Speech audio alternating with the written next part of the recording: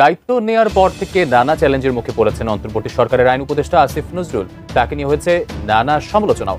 এবার বাংলাদেশের চিকিৎসা ব্যবস্থা নিয়ে তার এক মন্তব্য ঘিরে রীতিমতো ক্ষেপেছেন চিকিৎসকরা।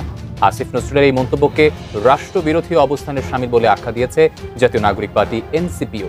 জুলাই সনদে অসামঞ্জস্য দেখছে বিএনপি, একথা জানিয়ে দলটির স্থায়ী কমিটির সদস্য সালাউদ্দিন আহমেদ বলেছেন, এ বিষয়ে দলীয় ফোরামে আলোচনা করে মতামত জানাবে তাদের দল। মুহাম্মদ ইউনূসের নেতৃত্বাধীন অন্তর্বর্তীকালীন সরকার একটি জটিল রাজনৈতিক বাস্তবতার মুখোমুখি হয়েছে, যেখানে সেই শক্তিগুলোই তার বিরুদ্ধে দাঁড়াচ্ছে যারা 1 বছর আগে তাকে ক্ষমতায় বসিয়েছিলেন। এই পরিস্থিতি বাংলাদেশের গণতান্ত্রিক রূপান্তরের জন্য একটি গুরুত্বপূর্ণ পরীক্ষা হয়ে উঠেছে। আমরা একটু দুর্বলতা দেখতে পেয়েছি। ডক্টর মোহাম্মদ ইউনূস হঠাৎ করে চুপসে গিয়েছেন। রাষ্ট্রের ভিতরে একটা ইলেকশন দিয়ে উনি পালিয়ে যাওয়ার রাস্তা খুঁজছেন। কেউ কেউ বলছেন যে উনি লন্ডনে এসে সেজদা দিয়েছেন তারেক রহমানের পায়ে। অন্তর্বর্তীকালীন সরকার ডক্টর মোহাম্মদ ইউনূস ওইদিনই সরকারটা লন্ডনে বেঁচে দিয়ে আসছেন, যাকে এই অভ্যুত্থানের পরে রাষ্ট্রপ্রধান বানানো হয়েছে, উনি লন্ডনে গিয়ে সেজদা করে আসেন। ডক্টর ইউনূসের অ্যাকশন শুরু, কেউই রেহাই পাবে না, কারণ তালিকা রেডি করা হয়েছে। আসসালামু আলাইকুম রহমতুল্লাহ, সবাই কেমন আছেন? আশা করি সবাই অনেক অনেক ভালো এবং সুস্থ আছেন। সবাইকে স্বাগতম জানাচ্ছি আমাদের অর্ডার প্রথম ভিডিওতে। প্রতিদিনের মতো আমি আপনাদের সিরিয়াত ফারুকি আবারও চলে আসলাম নতুন একটা ভিডিও নিয়ে। দর্শক, আপনারা ইতিমধ্যে দেখেছেন যে ভিডিওর শুরুতে দেশের যে চলমান পরিস্থিতি চলতেছে তার ধারাবাহিকতা আজকের ভিডিওটা আপনার মধ্যে তুলে ধরার চেষ্টা করেছি। আমরা সামাজিক যোগাযোগ মাধ্যমে দেশের যে রাজনৈতিক চলমান পরিস্থিতি সম্পর্কে চলতেছে সেটা সম্পর্কে বেশ কিছু তথ্য জানতে পাই। সে তথ্যগুলো আপনাদেরকে ভিডিও আকারে আপনার মধ্যে তুলে ধরার চেষ্টা করি, এখানে আমাদের কোনো ব্যক্তিগত মতামত নাই। দর্শক, আমরা ইতিমধ্যে আপনার সবাই ভিডিওর শুরুতে বেশ কিছু অংশবিশেষ দেখেছেন, যে অংশবিশেষগুলো দেখে বুঝতে পেরেছেন যে আজকের ভিডিওটা কতটা গুরুত্বপূর্ণ হতে চলেছে। তো দর্শকের বিষয়টা বেশি না বলে আমরা সরাসরি মূল আলোচনায় চলে যাচ্ছি। তার আগে আপনাকে বিনীতভাবে অনুরোধ থাকবে যারা আমাদের চ্যানেলটিতে এখন নতুন চ্যানেল সাবস্ক্রাইব করে সাথে থাকবেন। যারা ইতিমধ্যে সাবস্ক্রাইব করেছেন তাদেরকে অসংখ্য ধন্যবাদ। যারা সাবস্ক্রাইব করবেন তাদের উদ্দেশ্যে একটি কথা বলবো, দেখতে থাকুন, দেখতে দেখতে ভালো লাগবে, ভালোবাসা হয়ে যাবে ইনশাআল্লাহ। দর্শক, আর বেশি কথা নয়, আমরা এখানে ধারাবাহিকভাবে দায়িত্ব নেওয়ার পর থেকে নানা চ্যালেঞ্জের মুখে পড়েছেন অন্তর্বর্তী সরকারের আইন উপদেষ্টা আসিফ নজরুল। তাকে নিয়ে হয়েছে নানা সমালোচনাও। এবার বাংলাদেশের চিকিৎসা ব্যবস্থা নিয়ে তার এক মন্তব্য ঘিরে রীতিমতো ক্ষেপেছেন চিকিৎসকরা। আসিফ নজরুলের এই মন্তব্যকে রাষ্ট্রবিরোধী অবস্থানের শামিল বলে আখ্যা দিয়েছে জাতীয় নাগরিক পার্টি এনসিপিও। পরে এ নিয়ে দুঃখ প্রকাশ করে ব্যাখ্যা দিয়েছেন উপদেষ্টা। আরও জানাচ্ছেন সহকর্মী শাহাদাত রিফাত। তা আপনারা ওষুধ কোম্পানির দালাল? ডাক্তাররা এই দেশে বড় বড় হসপিটাল ডাক্তাররা কি ওষুধ কোম্পানির মধ্যস্বত্বভোগী? কোন জায়গায় নামান আপনারা নিজেদেরকে? যাওয়ার সাথে সাথে হ্যাঁ বলেন, মেজাজ খারাপ করে বলে লিখতে থাকে প্রেসক্রিপশন। 16 আগস্ট রাজধানীতে এক অনুষ্ঠানে গিয়ে বাংলাদেশের চিকিৎসা ব্যবস্থার চিত্র তুলে ধরে চিকিৎসকদের উদ্দেশ্যে আইন উপদেষ্টা আসিফ নজরুলের এই প্রশ্ন এখন রীতিমতো আলোচনার কেন্দ্রে। পৃথিবীতে কোন জায়গায় হসপিটালে, প্রাইভেট ক্লিনিকে সবসময় ওষুধ কোম্পানির প্রতিনিধির জন্য নির্দিষ্ট টাইম থাকে ডাক্তারের? আপনারা বলেন, পৃথিবীতে অন্য কোনো দেশে থাকে? খসরু ভাই থাকে? তা আপনারা ওষুধ কোম্পানির দালাল? ডাক্তাররা এই দেশে বড় বড় হসপিটাল ডাক্তাররা কি ওষুধ কোম্পানির মধ্যস্বত্বভোগী? কোন জায়গায় নামান আপনারা নিজেদেরকে? আসিফ নজরুলের এমন প্রশ্ন ও মন্তব্য গণমাধ্যমে প্রকাশ হলে তা নিয়ে ক্ষোভ দেখা দেয় চিকিৎসকদের মাঝেও। তাদের দাবি, একজন দায়িত্বশীল ব্যক্তির এমন বেফাঁস কথাবার্তা কোনোভাবেই কাম্য নয়। বিষয়টি নিয়ে এবার কড়া জবাব দিয়েছে জাতীয় নাগরিক পার্টি এনসিপি। দেশের চিকিৎসা পেশা সম্পর্কে আইন উপদেষ্টা আসিফ নজরুলের মন্তব্যকে চরম দায়িত্বজ্ঞানহীনতা ও রাষ্ট্রবিরোধী অবস্থানের শামিল বলে আখ্যা দিয়েছে দলটি। 17 আগস্ট এনসিপির যুগ্ম মুখ্য সমন্বয়ক ও হেড অব হেলথ উইং ডাক্তার মোহাম্মদ আব্দুল আহাদের সই করা বিবৃতিতে আসিফ নজরুলের মন্তব্যের তীব্র নিন্দা ও প্রতিবাদ জানানো হয়। এতে উল্লেখ করা হয়, এটি চিকিৎসকদের প্রতি চরম অবমাননা। চিকিৎসক সমাজকে অসম্মান করা মানে দেশের প্রতিটি সাধারণ নাগরিককে অসম্মান করা উল্লেখ করে বিবৃতিতে বলা হয়, চিকিৎসকরা কেবল পেশাজীবী নন, তারা জাতির জীবন রক্ষক। RICL TMX, যুগের পর যুগ স্থাপনা থাকে মজবুত। আসিফ নজরুলের মতো অন্তর্বর্তী সরকারের উপদেষ্টার এমন দায়িত্ব জ্ঞানহীন বক্তব্য সরকারের গ্রহণযোগ্যতা ও বিশ্বাসযোগ্যতাকেই প্রশ্নবিদ্ধ করতে পারে সতর্ক করে জাতীয় নাগরিক পার্টি এনসিপি বলছে, তারা দৃঢ়ভাবে বিশ্বাস করে চিকিৎসকদের অবমাননা করে কারো ব্যক্তিগত জনপ্রিয়তা বাড়ানো যায় না, বরং এতে জনগণের আস্থা নষ্ট হয় এবং স্বাস্থ্য ব্যবস্থা বিপর্যস্ত হয়। এদিকে এনসিপির এই কড়া বার্তার পর চিকিৎসকদের নিয়ে দেয়া বক্তব্যের জন্য দুঃখ প্রকাশ করে একটি ব্যাখ্যা দিয়েছেন আইন উপদেষ্টা ডক্টর আসিফ নজরুল। 17 আগস্ট রাতে নিজের ভেরিফাইড ফেসবুক পেজে ডাক্তার প্রসঙ্গ শিরোনামে দেয়া এক পোস্টে তিনি এই ব্যাখ্যা তুলে ধরেন। আসিফ নজরুল তার পোস্টে বলেন, গতকাল একটি অনুষ্ঠানে ডাক্তারদের সম্পর্কে তিনি কিছু কথা বলেছিলেন। প্রথমে রোগী হিসেবে তার ভালো অভিজ্ঞতার কথা বলেছেন, তারপর অন্যদের অভিজ্ঞতার ভিত্তিতে জানা কিছু সমালোচনার কথা বলেছেন। সেখানে তিনি বলেছেন এই সমালোচনাগুলো সব ডাক্তারের জন্য প্রযোজ্য নয়। বলেছেন অনেক ডাক্তার আছেন ভালো, কিন্তু অন্য অনেকের বিরুদ্ধে অভিযোগ আছে, কিন্তু অভিযোগ স্টেটমেন্ট আকারে বলেছেন, কিছু প্রশ্ন আকারে। আসিফ নজরুল বলেন, পত্রপত্রিকা যখন এগুলো ছাপিয়েছে তখন তারা সম্পূর্ণ বক্তব্য তুলে ধরেননি, ফলে কারো কাছে মনে হতে পারে যে রোগীর কথা মন দিয়ে না শোনা, বেশি টেস্ট করতে দেয়া বা ওষুধ কোম্পানির সঙ্গে যোগাযোগ। তিনি এসব অভিযোগ ঢালাওভাবে সব ডাক্তারের সম্পর্কে করেছেন, কিন্তু এটি ঠিক নয়। তিনি দ্ব্যর্থহীনভাবে জানাচ্ছেন তার এসব অভিযোগ এক শ্রেণীর ডাক্তারদের বিরুদ্ধে, সব ডাক্তারের বিরুদ্ধে নয়। দেশের বিপুল সংখ্যক রোগীদের সেবা করা ডাক্তারদের কাছে এটি গভীর মনোবেদনার কারণ হতে পারে জানিয়ে আসিফ নজরুল বলেন, ডাক্তার ভাই বোনদের কাছে তিনি দুঃখ প্রকাশ করছেন, তবে কিছু কিছু ডাক্তারের ক্ষেত্রে এসব অভিযোগ সত্যি কিনা তা বিবেচনা করে প্রয়োজনীয় ব্যবস্থা গ্রহণ করার অনুরোধও তার। শাহাদাত রিফাত, এটিএন নিউজ, ঢাকা। জুলাই সনদে অসামঞ্জস্য দেখছে বিএনপি, কথা জানিয়ে দলটির স্থায়ী কমিটির সদস্য সালাউদ্দিন আহমেদ বলেছেন, এ বিষয়ে দলীয় ফোরামে আলোচনা করে মতামত জানাবে তাদের দল। অন্যদিকে জামাত নেতারা বলছেন, জুলাই ঘোষণাপত্রের আইনি ভিত্তি না দিয়ে নির্বাচন হলে জন্ম হবে আরেক ফ্যাসিস্টের, আর এনসিপি চায় গণপরিষদ নির্বাচন। দীর্ঘ আলাপ আলোচনা শেষে জুলাই সনদের খসড়া চূড়ান্ত করেছে জাতীয় ঐক্যমত্য কমিশন।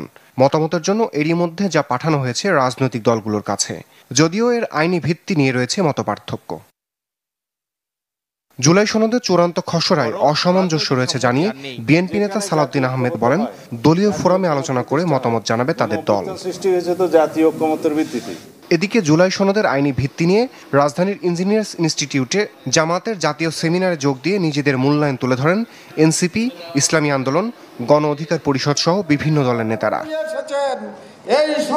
অনুষ্ঠানে বক্তারা প্রশ্ন তোলেন, যদি পরবর্তী সরকারই জুলাই সনদ বাস্তবায়ন করে তবে ঐক্যমত্য কমিশনের এত দীর্ঘ আলোচনা কেন? বলেন, নতুন বাংলাদেশ গড়তে হলে বিকল্প নেই নতুন সংবিধানের। আগামী জাতীয় নির্বাচনের চিন্তা করবেন, এরকম রকিব আর হুদামার্কা নির্বাচন এই বাংলার মাটিতে এদেশের জনগণ, রাজনৈতিক দলগুলো আর হতে দেবে না ইনশাআল্লাহ। আমরা যে বিষয়গুলোতে নতুন বাংলাদেশের জন্য একমত হয়েছি, সেই বিষয়গুলোকে যদি টেকসই করতে হয় তাহলে নতুন সংবিধানের বিকল্প নাই। 53 বছর যে ধারায় ভোট ডাকাতির ধারা, দিনের ভোট রাতে করার ধারা, এইটাকে বন্ধ করতে পারে একমাত্র পিয়ার পদ্ধতির মাধ্যমে। সেমিনারে জামাতের সেক্রেটারি জেনারেল দাবি করেন, জুলাই ঘোষণাপত্রের আইনি ভিত্তি না দিয়ে নির্বাচন হলে জন্ম হবে আরেক ফ্যাসিস্টের।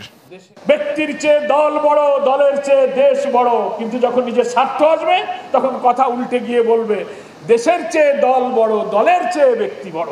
সব সংস্কার প্রস্তাব এর আইনি ভিত্তি দিয়ে আগামী নির্বাচন এই সরকারের অধীনে না হলে বাংলাদেশের ভাগ্যে এক মহা দুর্যোগ অপেক্ষা করছে। ফেব্রুয়ারি 9 ডিসেম্বরে নির্বাচন হলেও আপত্তি নেই জামাতের, এমন মন্তব্য করে দলটির নেতা আব্দুল্লাহ মোহাম্মদ তাহের বলেন, ঐক্যমত্যে পৌঁছানো বিষয়গুলোর বাস্তবায়ন করতে হবে। আপনি বলেছেন সংস্কারের পর নির্বাচন, তাহলে এখন সংস্কার নিয়ে টাল বাহানা কেন? যে ব্যাপারে ঐক্যমত্য হয়েছে সেটি আপনাকে অবশ্যই বাস্তবায়ন করতে হবে নির্বাচনের পূর্বে। এ সময় আগামী নির্বাচনে বিএনপি ছাড়া অন্য রাজনৈতিক দলগুলো এক মঞ্চে আসার ইঙ্গিত দেন তিনি। সবাই মাঠে আবার ঐক্যবদ্ধভাবে। রমিজ হুসাইন, চ্যানেল 24, ঢাকা।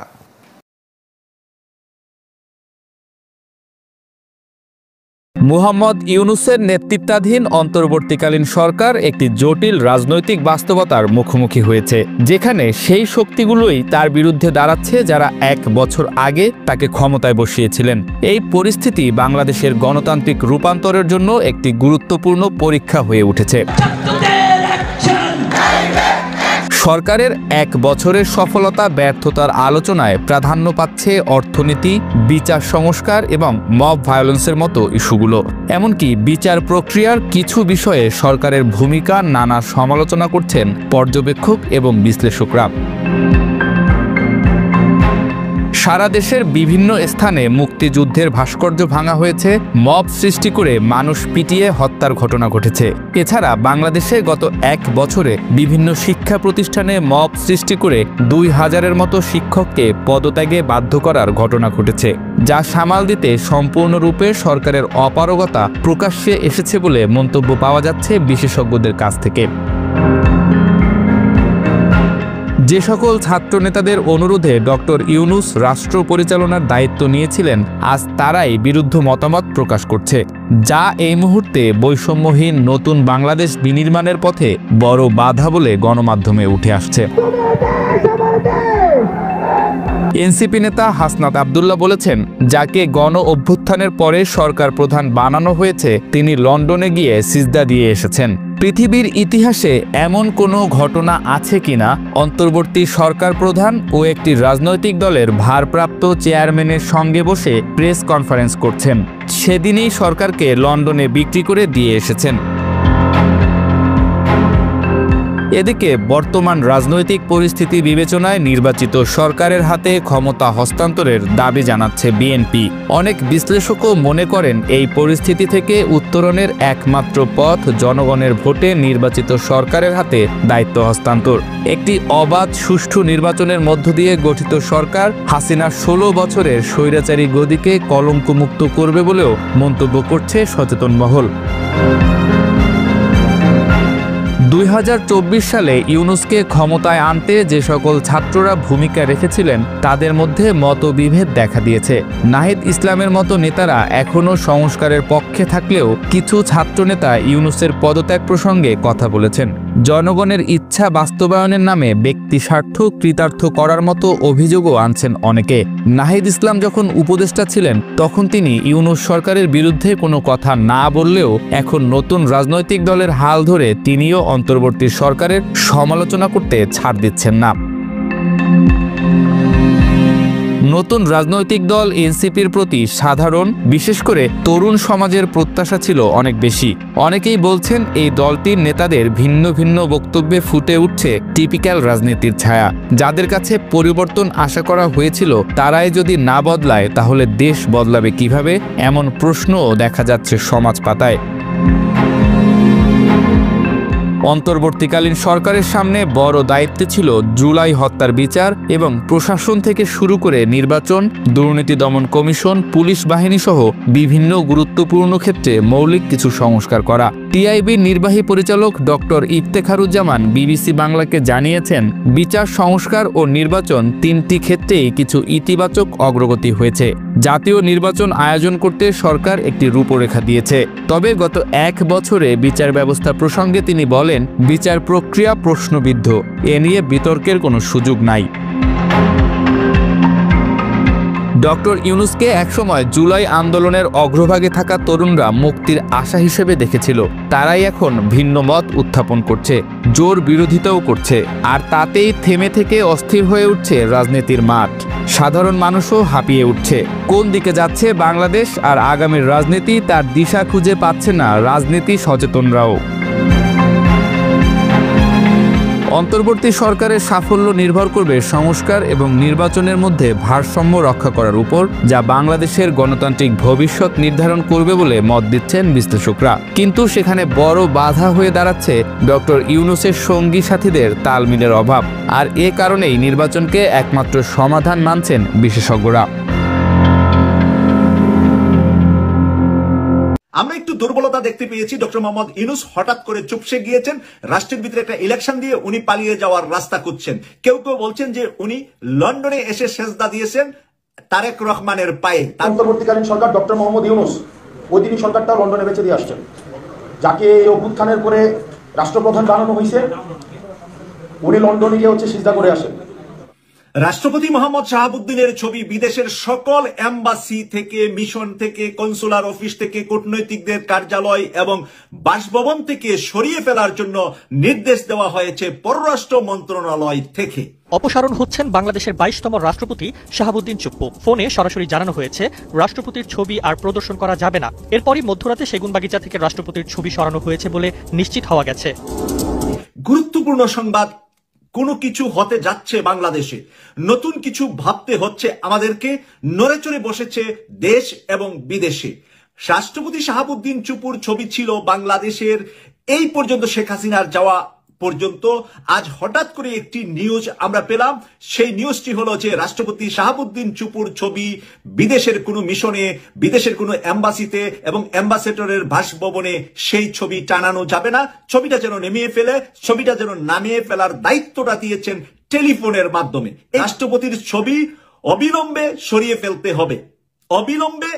ফেলতে হবে। এখানেই আমি থামলাম রাষ্ট্রপতির ছবি নিয়ে। এবার আসি আমি আজকের এই অবস্থায় দেশ এবং দেশের ভিতরে এবং আন্তর্জাতিকভাবে কি হতে যাচ্ছে, কি হবে বাংলাদেশের, সেটা নিয়ে আমরা একটু দুর্বলতা দেখতে পেয়েছি। ডক্টর মোহাম্মদ ইউনূস হঠাৎ করে চুপসে গিয়েছেন, রাষ্ট্রের ভিতরে একটা ইলেকশন দিয়ে উনি পালিয়ে যাওয়ার রাস্তা খুঁজছেন। কেউ কেউ বলছেন যে উনি লন্ডনে এসে সেজদা দিয়েছেন তারেক রহমানের পায়ে। তার মানে এটা সেজদা নয়, তার মানে সিলিন্ডার করেছেন রাষ্ট্র পরিচালনার জন্য।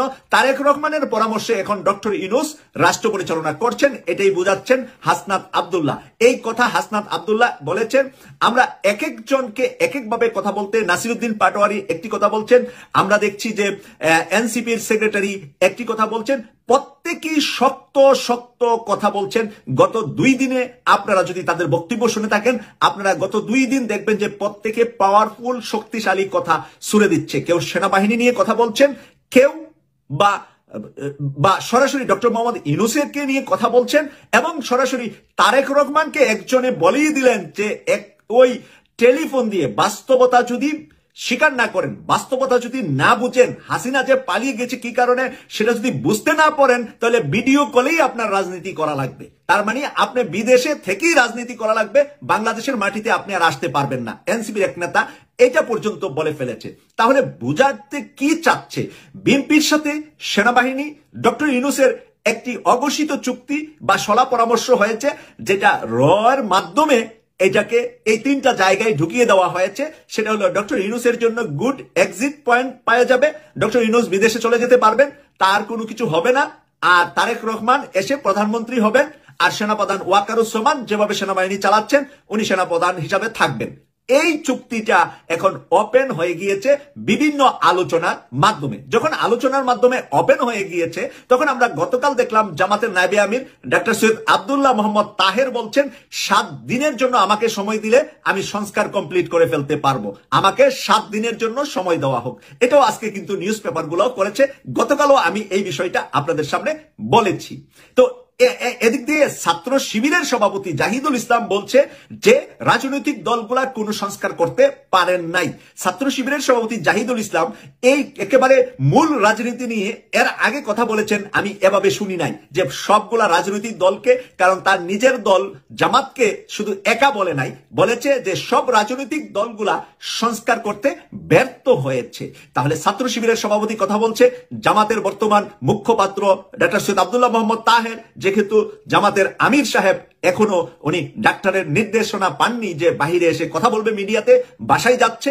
গতকাল ডক্টর মিজানুর রহমান আজহারি গিয়ে ওনাকে দেখে এসেছেন এবং সেখানেও কিছু আলোচনা হয়েছে বলে আমরা জেনেছি। প্রিয় দর্শক, এরপরে আমরা দেখছি যে জামাতের সেক্রেটারি জেনারেল মিয়া গোলাম পরোয়ার সাহেব বলেছেন পিআর ছাড়া নির্বাচন হতে দেব না, পিআর ছাড়া নির্বাচন হতে দেব না। একটা হলো নির্বাচন হবে, আমরা ভেবেছিলাম যে পিআরটা সর্বশেষ না হলেও জামাত এনসিপি মেনে নিবে, বা ইসলামী আন্দোলন আছে, একেবারে একসাথে আছে এই 3টা দল। এরপরে অন্যান্যদের ভিতরে কেউ কেউ পিআর এর পক্ষেই আছেন, অনেকগুলা ছোট দল যাদের সকলের নাম আমার জানা নাই।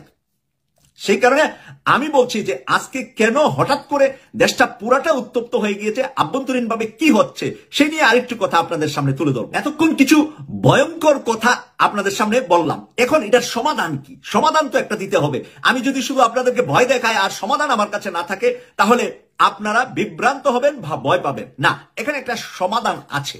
আমাদের মাথার উপরে আরেকটা টুপি আছে, এই যে আমার টুপিটা দেখছেন না, এটার উপরে আরেকটা আছে যেটা আপনারা চোখে দেখছেন না, মানে ছায়াতে আরেকটা টুপি আছে। তাহলে ডক্টর মোহাম্মদ ইউনূসকে আমি বুঝাইলাম এটা আমাদের এখন মাথার উপরে, তাই না? ডক্টর মোহাম্মদ ইউনূস আমাদের রাষ্ট্র পরিচালনা করে, তার উপরে আরেকটা মাথা আছে বাংলাদেশের, যেই মাথাটা চুপচাপ, মানুষ দেখে না, মানুষের লুকালয়ে আসে না, এটা নীরবে ওই মাথাটা রাষ্ট্রটাকে ধরে রাখবে, রাষ্ট্রটাকে রাইট পথে, আমাদেরকে সঠিক পথে পরিচালিত করবে। সেই মাথাটার নাম হলো আমাদের প্রধান বিচারপতি সৈয়দ রিফাত আহমেদ। তিনি হলেন আমাদের সর্বোচ্চ গার্জিয়ান, সর্বোচ্চ রাষ্ট্রের ক্ষমতাবান, সর্বোচ্চ রাষ্ট্রের মানে সর্বশেষ সময়ে হালটা উনি ধরবেন এবং উনি আমাদেরকে সকল কিছু থেকে, সকল বিপদ থেকে, ভারতীয় আগ্রাসন থেকে এই দেশকে, এই রাষ্ট্রকে বাঁচাবেন। With due respect, doctor Mohammad ইউনূসের কাছে আমরাও দাবি জানাচ্ছি যে এখানে আরো বেশ কয়েকজনের নাম আসছে, তাদের ব্যাপারেও আপনার সরকারের সিদ্ধান্ত কি, নাকি পরবর্তী সরকার এসা আবার এরকম আপনি যাদেরকে মানে যাদের নাম টাম সামনে আনবেন, আবার আপনার সরকারের অনেকের নামও পরবর্তী সরকারের সামনে আনবে, তখন তো বিষয়টা কেমন হয়ে যায়।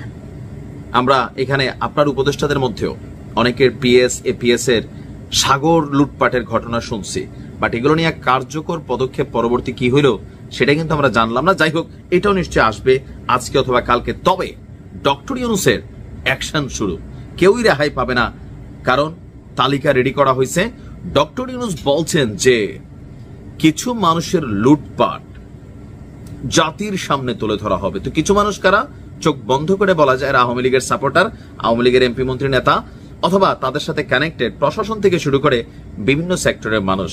তো উনি ক্ষমতায় আসার পর না, এগুলো এখন আপাতত প্রকাশ হবে না, কারণ এটা বাংলাদেশের ইতিহাস যে যেই সরকার ক্ষমতায় থাকাকালীন সরকারের বাটে পড়ে গেছে অথবা সরকার বাটে ফালাইতে চাচ্ছে এরকম ক্যারেক্টার ছাড়া আপনার তাদের আমলনামা সামনে আসে না। তো ডক্টর ইউনূস কি করবেন?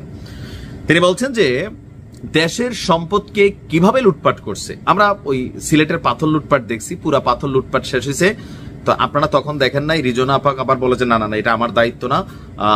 তারপর আবার যখন মানে পাথরটা তো লুটপাট শেষ, আর ওই যে নারী পাথর ভুরি পাথর আছে, তখন দেখছি সরকার আবার ওই পাথর উদ্ধারের জন্য প্রশাসনকে কাজে লাগাচ্ছে, রাষ্ট্রের টাকা খরচ হচ্ছে, এরকম আবার আছে। তবে লুটপাট কিভাবে হয় আপনি এই দৃশ্য একটু দেখা দরকার ছিল। নৌকায় বইরা বইরা নিছে স্যার, মাথাত করেও নিছে, অনেকে বেরিয়ে তো লইয়া গেছে, যে যেমনে পারছে। রাষ্ট্রের সম্পদ নিজের, দেশ আমার, তো ফাত্তর তো আমারই, নিছিল, কিন্তু এখন আবার ফিরতও নিচ্ছে। যাই হোক, তো তিনি বলছেন যে সেজন্য সবগুলো সংস্থাকে জোটবদ্ধ হয়ে কাজ করতে হবে, এটা আমরা জানি। তো রাষ্ট্রীয় অতিথি ভবন যমুনায় গতকালকে জাতীয় রাজস্ব বোর্ড এনবিআর এর যিনি চেয়ারম্যান আছেন, এখন সাবেক যে চেয়ারম্যান ওনারও তো দুর্নীতির খবর আইছে, সরিষার মধ্যে ভূত আছে, আবার এখনকার চেয়ারম্যানের পরবর্তী সরকারে এসে আবার কি বের করে, কারণ বাংলাদেশে এখন এগুলাই হচ্ছে। আপনি দেখেন প্রত্যেকটা সেক্টরের প্রধান যারা ছিল আওয়ামী লীগের সময়, প্রত্যেকের আমলনামা তলব করা হয়েছে। তো তিনি বলছেন যে আমাদের যিনি এখন রানিং যিনি চেয়ারম্যান আছেন, যতটুকু এই ব্যক্তি সম্পর্কে আমি নিজেও দেখছি যখন নিয়োগটা হয়েছে, কেরিয়ার বা ওনার এক্স লাইফ মনে হয়েছে মোটামুটি সৎ মানুষ। আশা করি ওনার সম্পর্কে ইন ফিউচার কোন রকম কিছু বের হবে না। তো যিনি আছেন মোহাম্মদ আব্দুর রহমান খান এবং এনবিআর এর কেন্দ্রীয় গোয়েন্দা সেল সিআইসির মহাপরিচালক আহসান হাবিব, তাদের সাথে ডক্টর ইউনূসের একটা বৈঠক ছিল, সেখানে তিনি নির্দেশনা দিয়েছেন কড়াভাবে। তো বলা হচ্ছে যে বাংলাদেশ থেকে অর্থ পাচার করে পৃথিবীর বিভিন্ন দেশে গড়া প্রায় 40,000 কোটি টাকার সম্পদের সন্ধান পাওয়া গেছে। কত হাজার? 40,000 কোটি টাকা।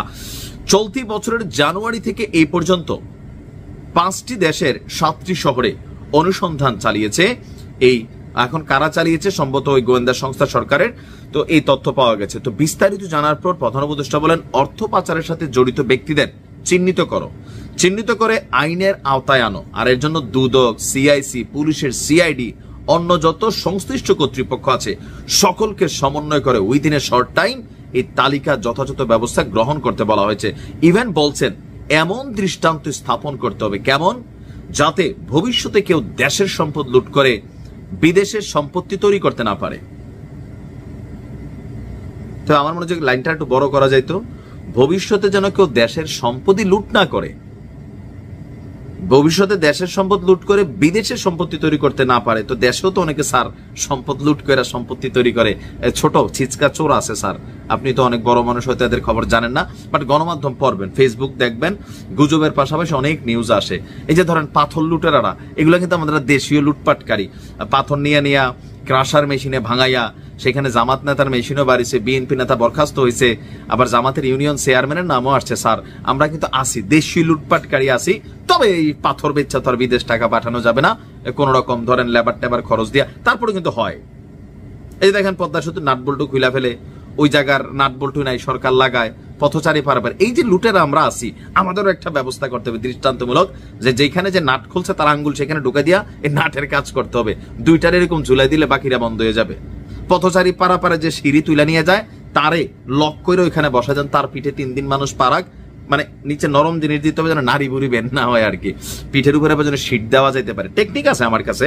তো এরকম দিয়া দিলে কি হবে, ভবিষ্যতে সরকারি কোনো সম্পত্তিতে এই দেশীয় লুটেরারা হাত দিতেও কিন্তু ভয় পাবে। দেখেন প্রত্যেকটা সরকার রাষ্ট্রের সৌন্দর্য বর্ধনে অনেক কাজ করে, কিন্তু চোরেরা খুল্লা লয়া জায়গা।